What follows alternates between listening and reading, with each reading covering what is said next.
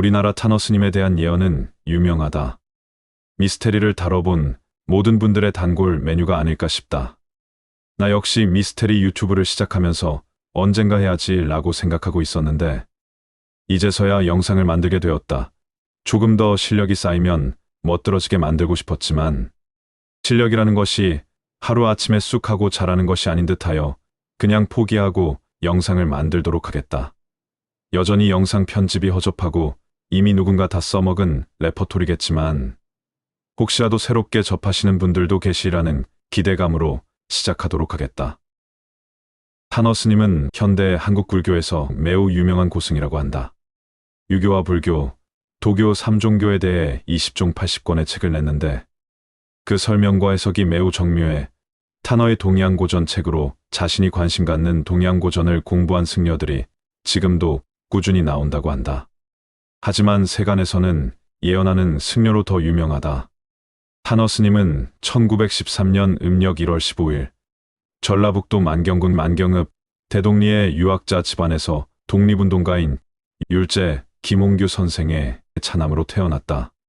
그의 아버지 김홍규는 보천교 고위 간부로서 김구 선생의 독립운동 자금을 지원하는 등 독립운동에 종사했다. 탄어는 전북 김제에서 태어나 이미 동양 사상의 한경지를 이룬 상태에서 조계종 초대 종정인 하남 스님과 20여 통의 서신을 주고받은 끝에 21살에 강원도 오대산에 출가했다. 그는 23살 때 이미 승려들에게 불경을 강의하기 시작했고 26살 때 훗날 조계종 종정이 된 고암 스님과 탄홍 스님 등의 요청으로 불교의 정수인 화엄경 강의를 개설했다. 42살 때엔 하남에 이어 월정사 조실로 추대돼 수많은 인재를 길러냈다.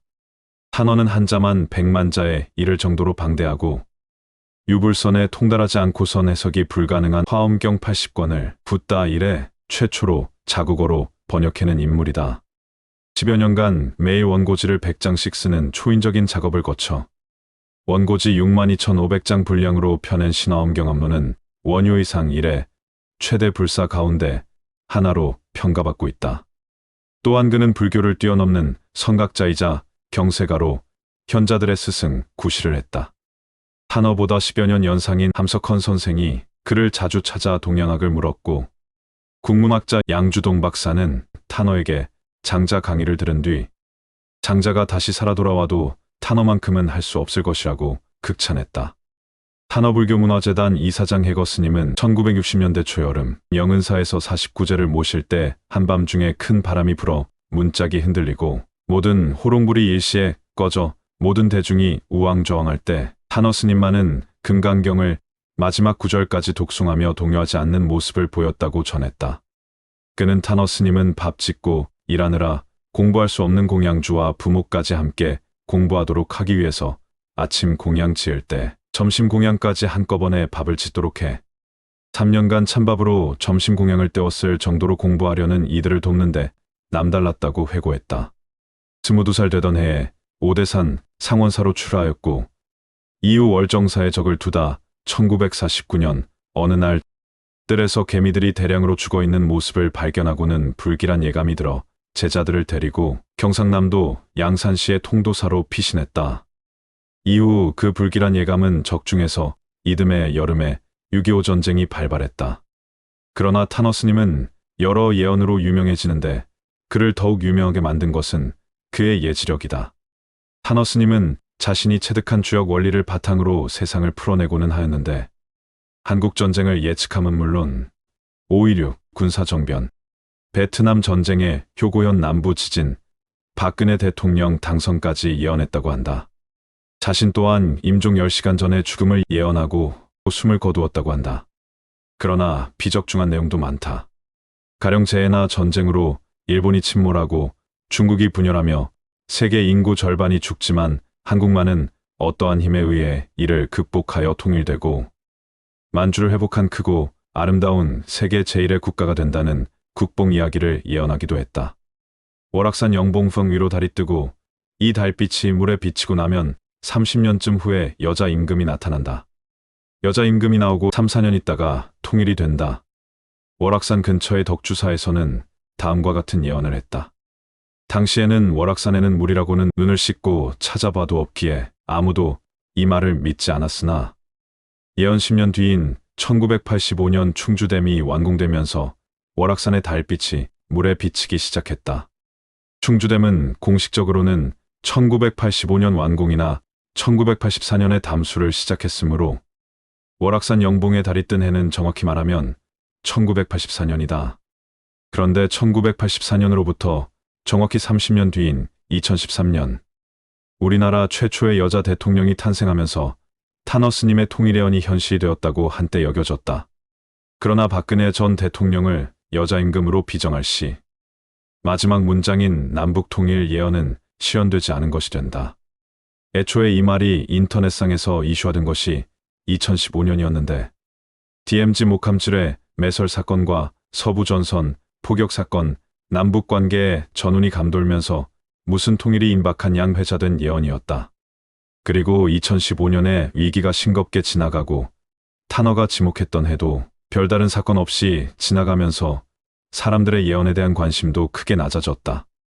여자 임금에 대한 또 다른 해석은 여자 임금이 남한이 아닌 북한에서 나온다는 주장이다.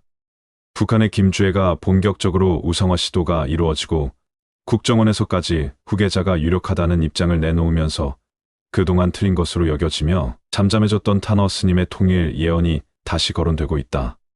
여자 임금 김주애설의 가장 큰 지지 근거는 첫째로 월악산 영봉에 달이 뜨고 정확히 30년 뒤이자 박근혜 대통령의 취임연도이기도 한 2013년에 김주애가 태어났다는 점, 즉 나타나다 태어나다로 본 것이다. 두 번째는 여자 임금이라고 하면 기본적으로 선출직, 한국 대통령이 아니라 종신직이자 세습되는 직위인 북한의 최고원 수여야 한다는 논리이다. 이 가설을 따르자면 김주애가 처음 미디어에 등장한 2022년 11월을 기점으로 2025에서 2026년에 통일이 이루어지거나 아니면 좀 더 설득력 있는 설명은 지금은 황태녀 신분인 김주애가 북한의 지도자로 등극해서 실제로 여자 임금이 되고 난 뒤 3년에서 4년의 세월이 흐르면 통일이 이루어진다고 할 수 있겠다. 후자의 경우 김정은이 사망하거나 상황이 되어야 정확하게 연도를 비정할 수 있으며 2024년인 현재로는 언제가 될지는 미상. 사실 탄허 스님 본인의 학문적 성취와는 별개로 예언이 다 그렇듯이 신빙성이 어중간하고 다의적인 구절을 제시한 후 알아서 끼워 맞추는 식의 다른 예언들과 전혀 다를 바가 없어 각자 해석하기 나름인 소위 한국의 노스트라다무스다. 어쨌거나 그래도 많은 부분의 예언적 중률로 한국에서는 꽤 유명한 예언가로 알려져 있으니 탄허 스님이 하셨던 예언들을 몇 가지 더 살펴보도록 하겠다.